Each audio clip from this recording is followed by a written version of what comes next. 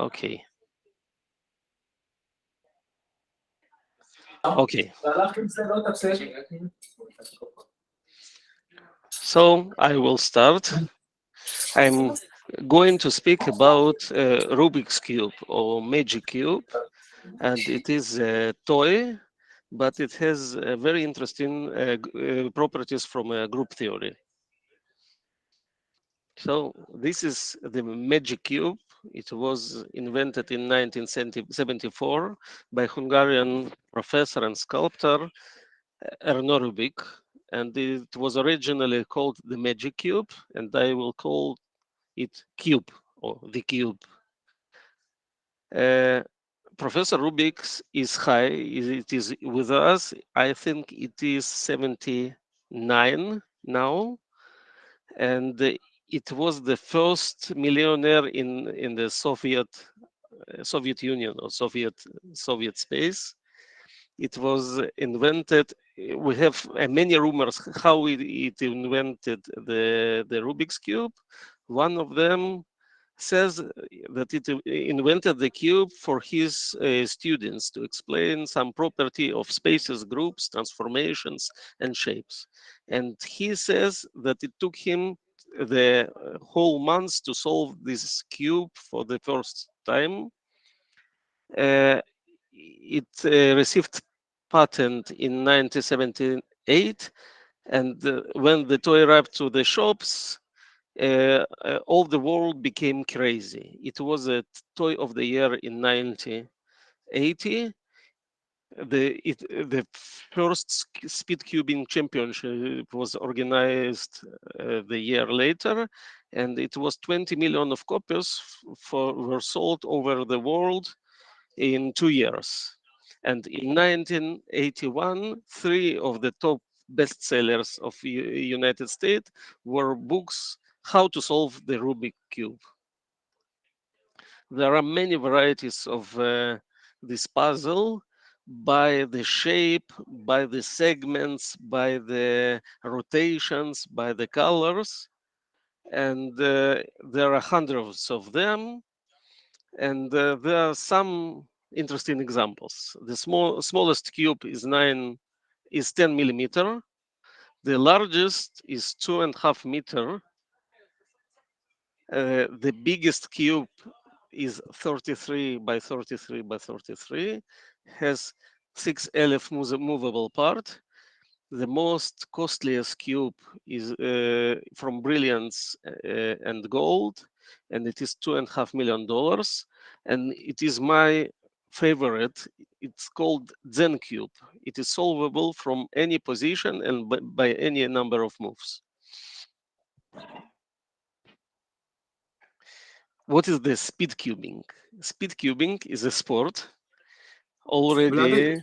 Vladdy, there Yeah. is a better Zen cube, which is the 1 by 1 by 1. I know that one. Maybe, but Zen cube is also awesome. So speed cubing is one by one, isn't it just like a normal cube? Yeah, it's more than 3 by 3 Zen cube.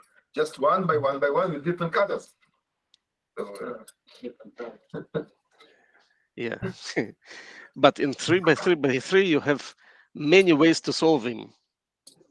All the ways to solve. In 1 by 1 by 1 you have only one way to solve this cube. So I think it is better.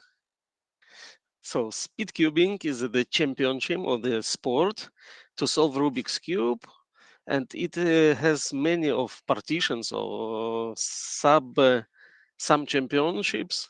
Speed solving, it's solving by speed. Blindfolded solving, multiple blindfolded solving, one-handed solving, and solving by fewest moves. I know that there is one another discipline solved by the legs, and blindfolded solving by the legs.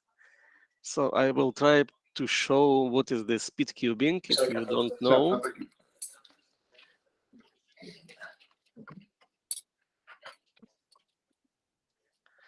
3.5 seconds to solve the cube.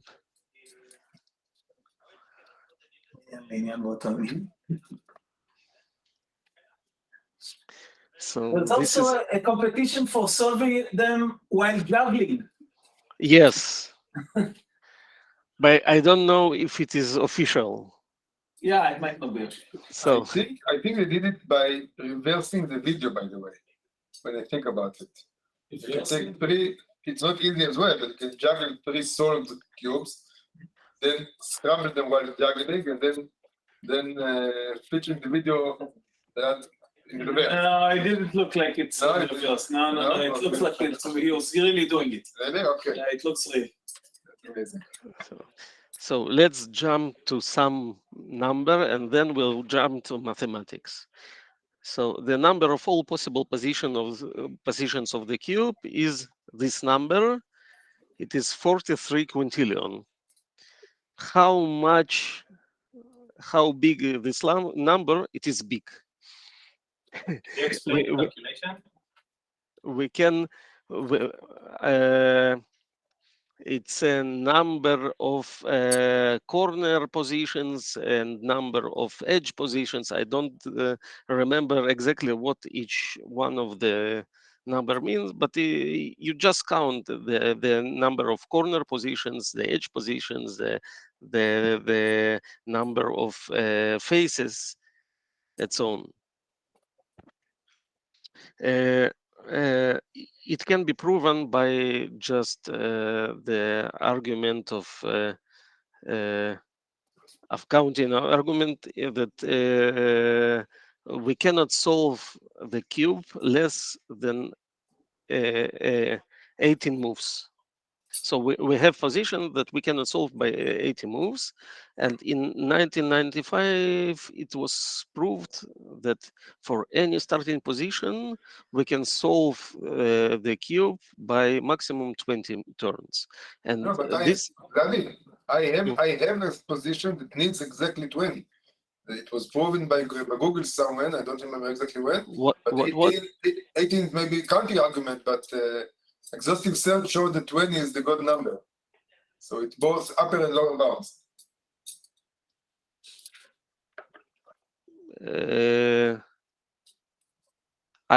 It is definitely a upper bound. Sorry, it is definitely lower bound. I don't know about upper bound. No, every state can be solved by 20 or less moves. This is what the good number says. The element that you stated here says that. No, but what is the 18? This is what I don't understand. That there exists a position that needs at least a lower bound for I don't. specific position that.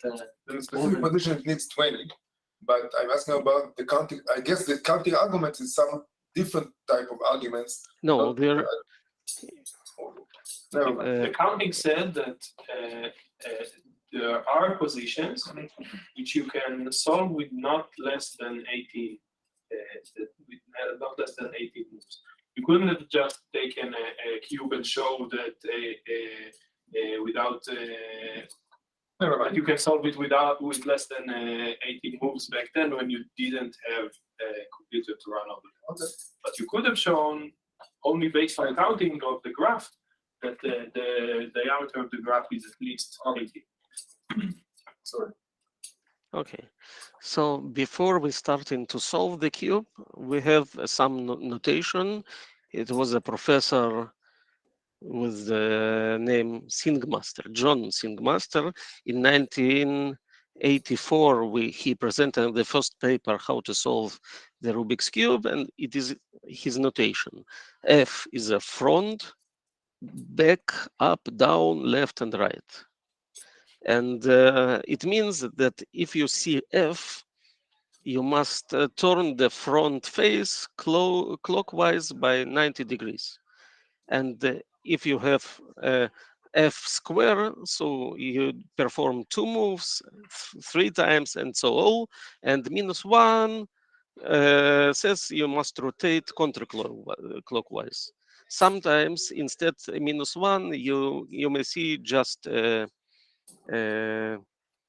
chubchik. Apostrophe. Can. And this system, when you move by 90 degree, called quarter turn matrix, QTM, and you have another matrix, full move metric, which FTM. So here we're dealing just in QTM metrics. And now we can present the group of cube group. If we can just number all the facets of the cube, and you see that you have subgroups or generators. For low phase, you have 1, 2, 3, and when you turn it by 90 degree, you can see how you turn between the numbers. And for each subgroup, you see how you turn between the numbers. And now we can define group. No, we not define group. We will say what is the group. So group. One minute, Vlad, could you go back and explain for it's not lower, it's left, I believe. Sorry, left. Yes, but could you explain the numbers? You just number the facets, and when you rotate left, you do permutation of elements to another element. So each move, each rotation in quarter move matrix permutates some elements to some elements. What is the meaning 1, 3, 8, 6? 1 goes to 3, 3 goes to 8, 8 goes to 6, and 6 goes back to 1. Each cycle like that gives you the okay. This was the question. And what is 1, 2, 3, 3? Yeah, you can see it here. This one, and it is so. And what is 2, 5, 7? When you rotate, 2 goes to 5, 5 goes to 7, 7 goes to 4. And what is why is 33? Where is 33? 33 will go to 9, 9 will go to 41, and 41 will go to 32. And then 36 to 12, 12 to 44, and 44 to 36. And the same for the other corner of the yellow, red, white. Okay. So these are the actual moves, right? These are the cycle permutations. Yeah. So we can define or remind what is the group. Group is a set of elements and the group operation, and each time you apply operation on some group element, you receive group element. It's called closed to group operation, and this set of elements with the operation must satisfy group axioms. 3 axioms: associativity, identity, and inverse. So associativity says no matter how you grouping the moves. In our case, operation is rotation in QTM. So we rotate element in 90 degree, and the state is the cube state. So identity is solved cube, and then every rotation, every operation we perform, we go from group state to group state. So you can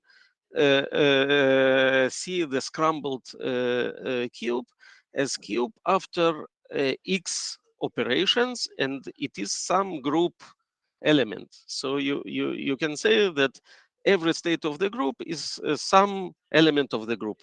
Sorry, every state of the group is some scrambled cube. So here, no matter how you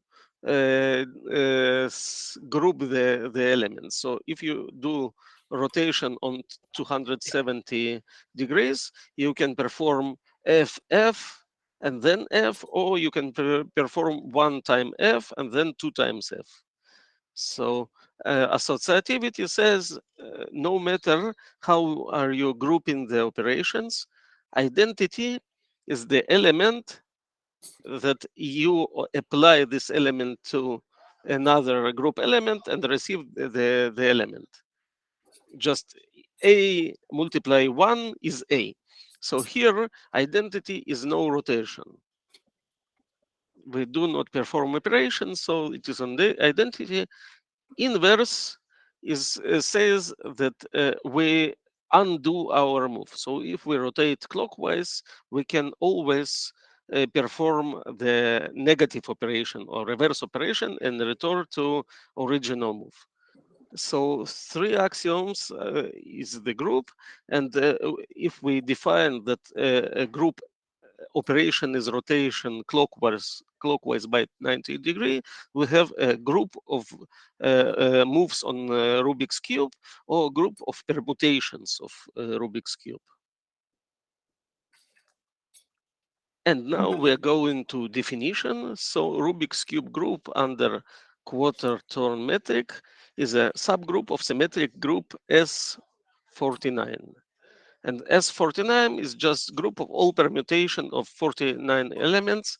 Why 49? Because we have central 49 or 48? 8, sorry, 48. Because we have on each face we have central facets which is not moves. So we have 48, 49, 48. Sorry. Unless the center can move. Unless the center has your picture. Unless there is a picture of your son on the. Exactly. And then you need another type of moves. Yeah, then you also need to rotation. identify the rotations of the numbers, not only their location. Okay. If you have three sons, then Depends on many sons we have. So now some might get offended. we can return to the God's number. In group theory, we have some structure which called Cayley graph. As this is the graph that if you start on element G and perform operation F, you can age to element GF. We said that each operation finds another element of the group. So you can just take any group elements and connect them by the operations, and you receive the full graph of the elements of the group. And now we can just apply the graph theory and try to count what's the diameter of Cayley graph. And Wait, Bloody, the edges of the QTM moves? Yeah, it's QTM. Okay. We have the same definitions and same graphs in the FTM, but we have another number. If I remember right, in FTM, the God's number is 24, but I don't remember it exactly. I think 6. Okay, but I am dealing only in FTM. So you can see the diameter of Cayley graph is 20, but we are interested not in diameter, but on the eccentricity. So we're interested not what's the path from any element to any element. We want to know what is the path from any element to the center, to the solved state of the cube. And in 1995, it was proven, but that eccentricity is also 20. So God's number 20 because it is you have at least one element on the graph which has a path to the solution from 20 operations. Now, how to solve the cube? As I said, the scrambled cube is it is some element of the group, so it is some S. And to solve the group, we need just to inverse this S by group axioms. But sometimes it is easy. So you need, here you can see the state of the group, and you can easily find the reverse of this state. It is just inverse of right, R minus 1. But in sometimes it is not easy. And in general, we cannot know what's the state of the cube and how to revert it. We can notice another interesting property of the groups or subgroups of the cube. It is the cycles. If you move some face, let's say front face, 4 times, you will return to initial positions. So we say that rank of F is 4. And we say that group is cyclic if we have then element which called generated, and each group element is generated by applying operation by its element. And on this property of the group, we have, let's say, elliptical curve cryptography. So it is the same principle. We have an elliptical curve and some initial position J, and we have a key K, and we to encrypt, we just give take a text, combine with the elliptical curve, and raise to the K in the K degree. And in elliptical curve is one-way function that if you don't know K, you cannot retrieve G. In our group is finite, so we have all the ranks from 1 to K minus 1. So we say that group cyclic of rank K if we can generate all elements by rotating or by applying the operation no more than K minus 1 times. And when we apply operation K times, we return to identity. And it was proven that G, group of the cube, contains subgroups of 73 different ranks from 1 to 1260. For example, F of rank 4, we can easily understand. Twice R, twice U of rank 6. If you perform this, you will return to the same cube, and you have rank 63, and this is of rank 1260. So how to solve the cube? Sometimes we can see the cube states and understand that cube state is the sum element of cyclic subgroup, and we need to perform the group operation till we return to initial solution.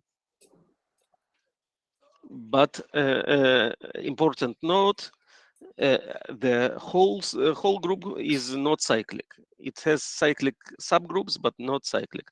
So not all states are solvable by applying only one operation. And sometimes it is hard to recognize what's the group generator. So for example, if you have state which you received by applying 1245 times this operation, if you know that this is the state, you need to apply only 15 times this operation to solve the cube.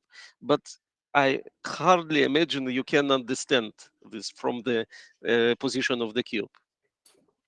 So we need something else, and something else, we have very powerful tool of the group theory, which said commutator.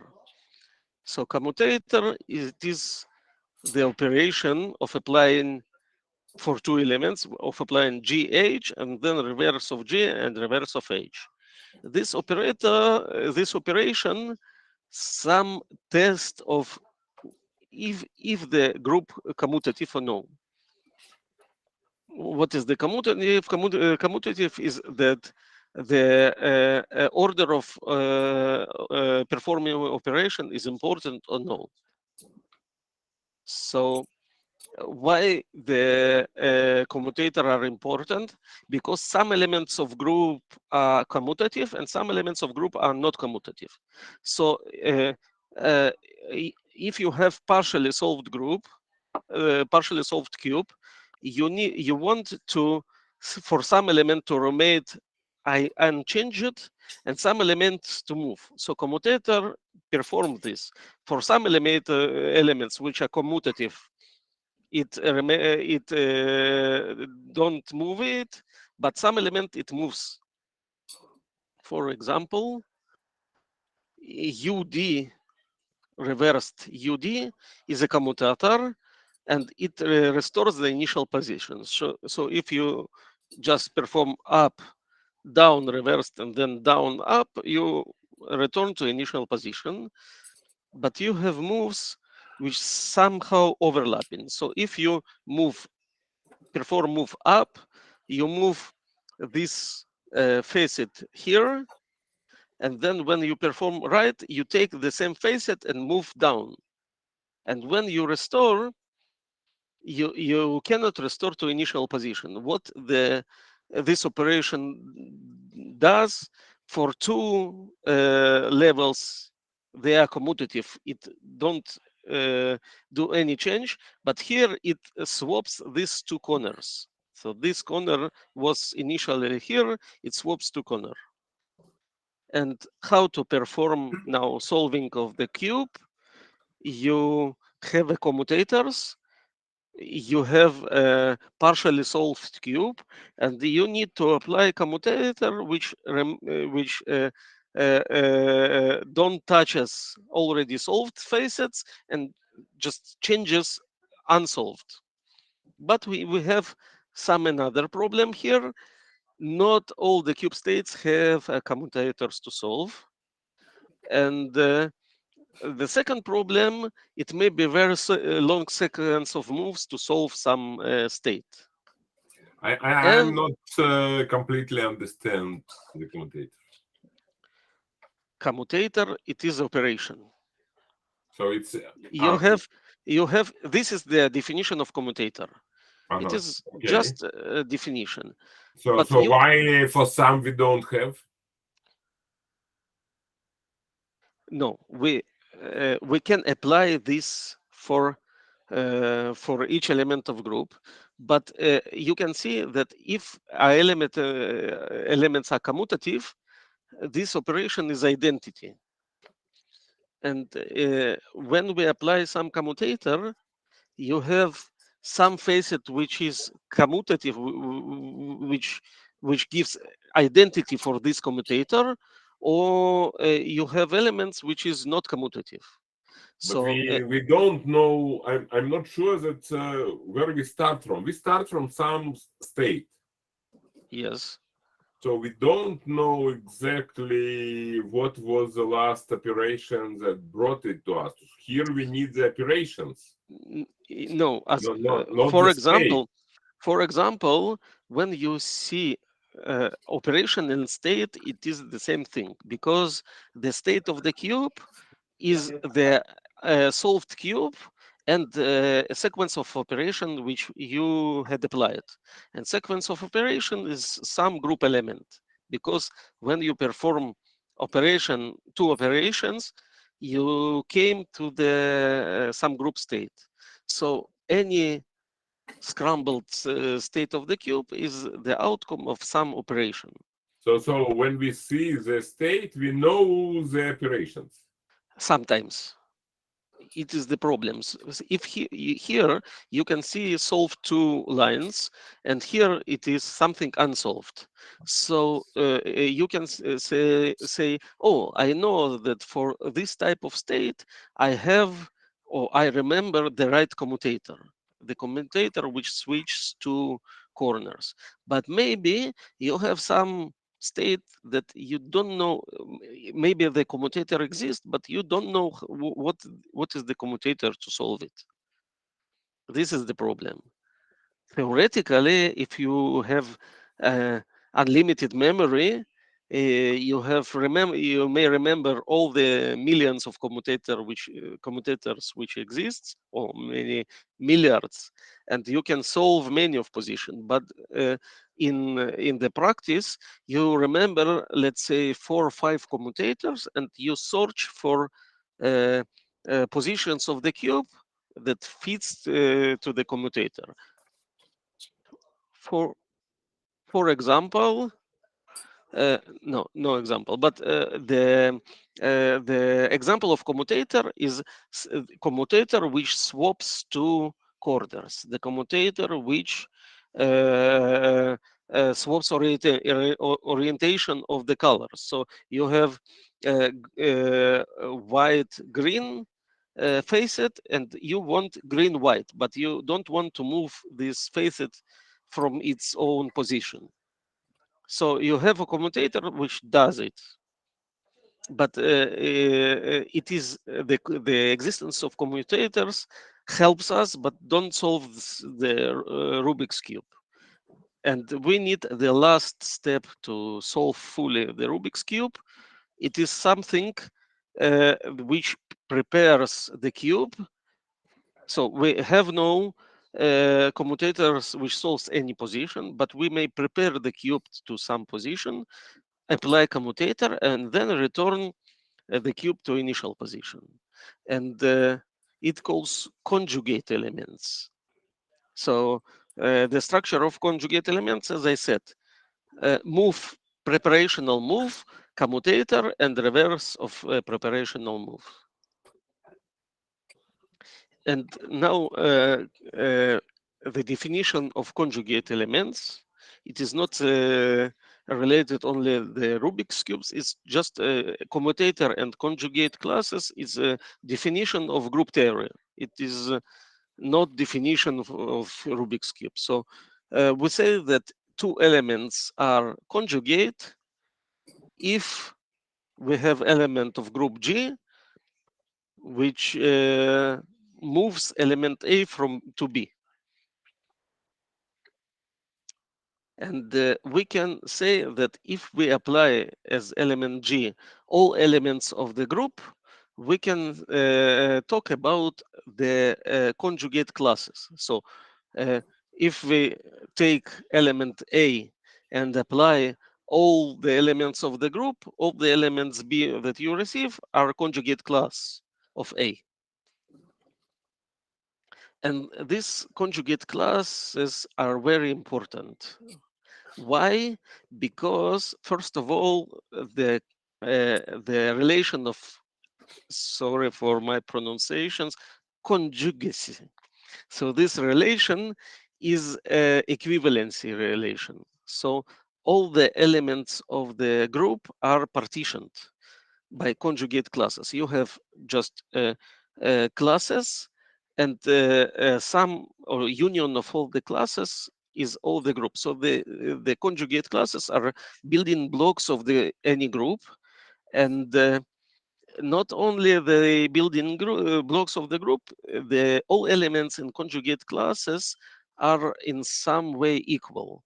They don't change the let's say they don't change the volume of the transformation.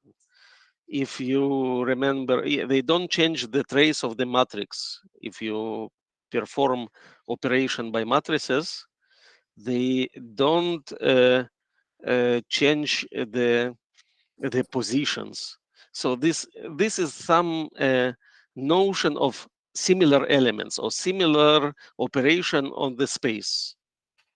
And I will give example, and you maybe it will more understandable.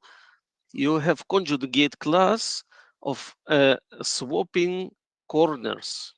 So you have many positions of corners and many pairs of corners or triples of corners, but you have class of operations which works only are corners of cube, and they don't touch the middle edges.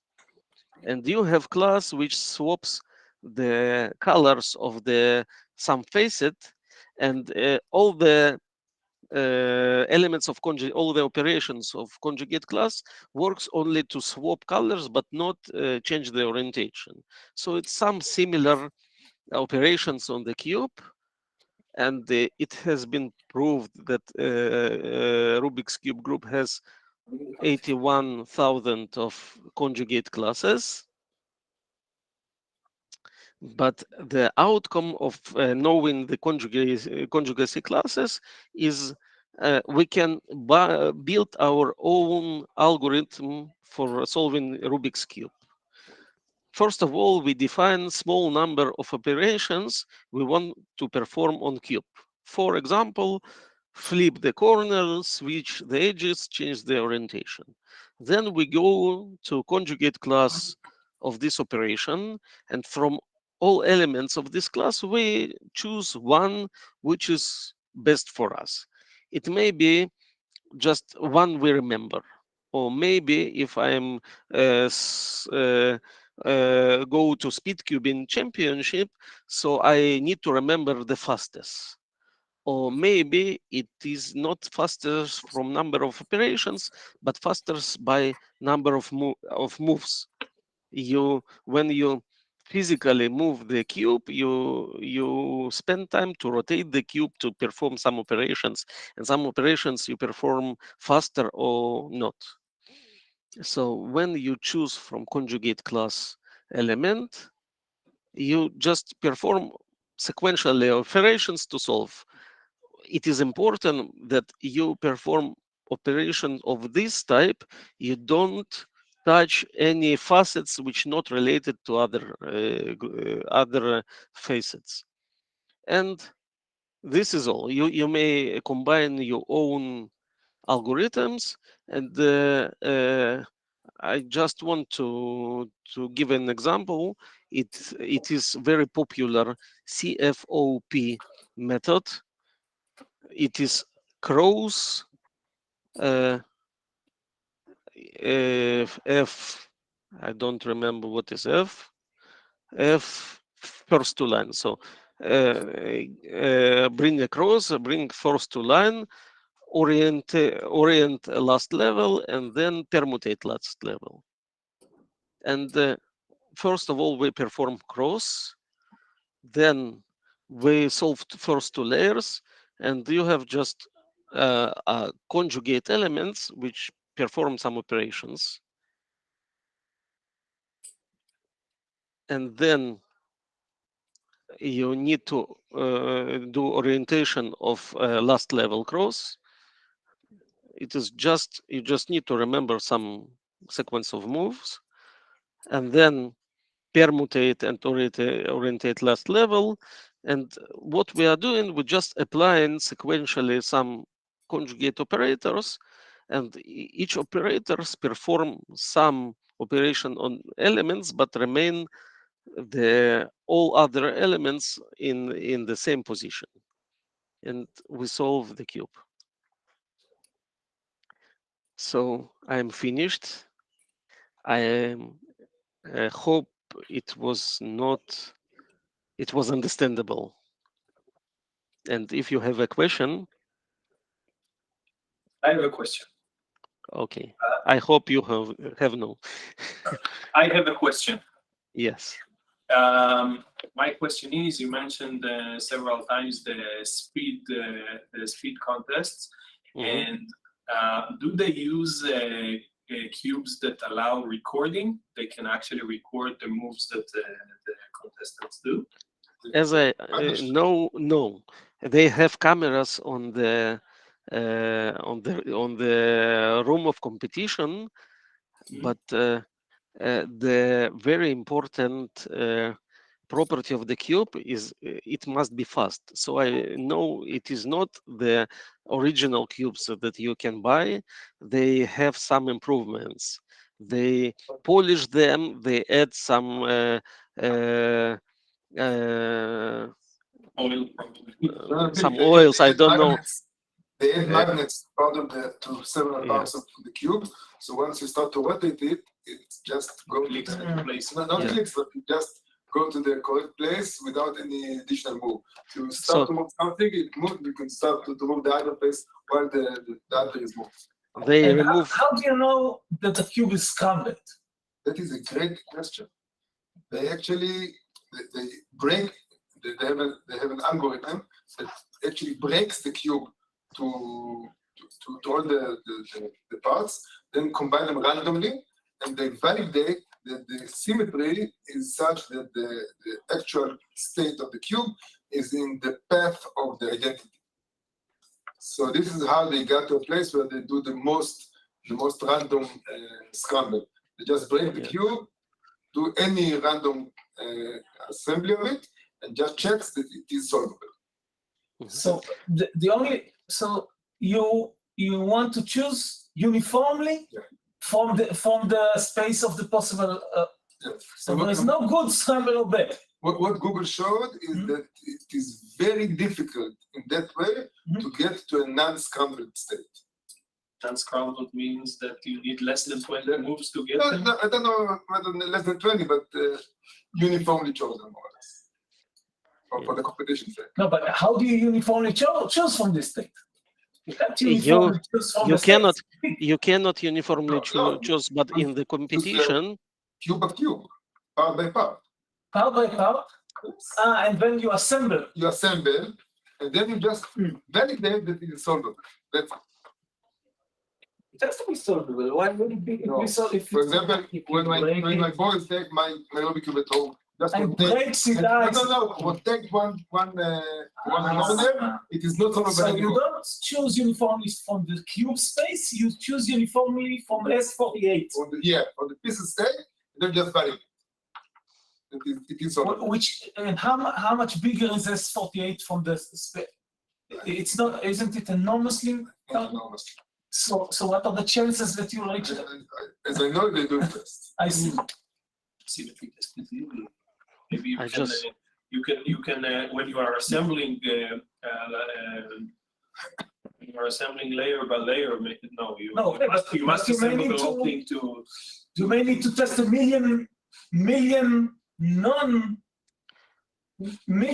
instances of S48. Yeah. I think you'll reach. Yes, but that is probably very fast. Maybe Do they do all that, or they just No, come maybe quick? you can after creating the first two layers in the last layer. yeah, You but can open maybe and set probably it. some partial I think they do all that. It sounds too complicated. I think just they wanted- randomly turn the cube maybe 20. I think 20 it depends times, on that's probably it enough. depends on the competition. I just wanted I don't to know. say that in the competition they solve the same cube. The number of competitors solve the same cube. So if They saw the same the cube, okay. so maybe you had lucky and you received the scrambled cube, but to reverse it you need less moves. So still each one of the competitors needs to understand it and it solve in same position. Nice. And I think Thanks, that- Lali. I have to go. I have to run. Daddy, thank you very much. It was great. Thank you. Thank you. Thanks. Bye bye. Bye. Bye bye, everyone. Yeah. Bye bye.